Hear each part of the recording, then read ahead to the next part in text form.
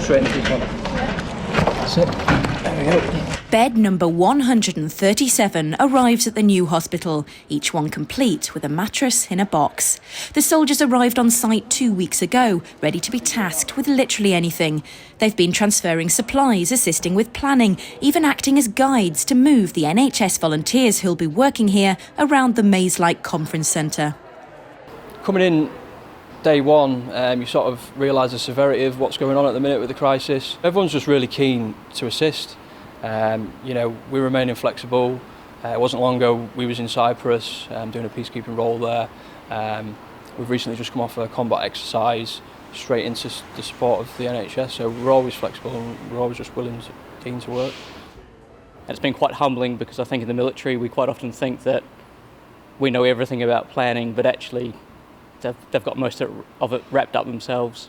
I've learned lots of new medical terms. I've also realised how complex a hospital was and how complex a build was. I was naive enough to think that it was just a case of bringing in some beds, but as you can see, there must be hundreds of kilometres of piping and fixtures and fittings in here. And what you don't see here on the actual hospital floor is all the complex planning going into recruiting staff and training that staff and feeding them and accommodating them.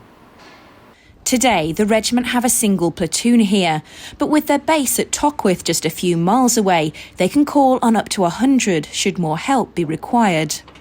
Everyone has been pulling together to make it work, and it's been really nice to see everyday donations from the local community, just things like boxes of chocolate and fruit and food and vegetables from people in the community who just want to say thank you for what all the NHS staff and the others in Nightingale here in Harrogate are doing and preparing for. Some of the guys outside just got a round of applause as a car drove by. Are you seeing things like that? Yes, yeah, we absolutely are. So it's clear that the public's pleased to have us along. And I think it's a shame that because you're in the army and wearing a uniform, you get noticed very easily. But there are a lot of other people helping out here from other agencies who don't get that same instant recognition. I'll do anything that I can to assist, and I'm speaking probably for everyone else that's here today. You know, everyone just wants to help, so I'm really proud.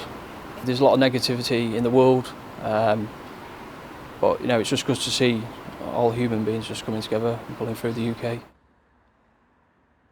The Harrogate Nightingale was originally scheduled to open last week, but with hospitals coping well with cases in the region, it was pushed back. It'll open initially with around just 30 beds, but at full strength could scale up to 500. The Army too are ready and waiting to scale up their troop contribution should it be required. If you enjoyed this video, don't forget to like and subscribe to our channel.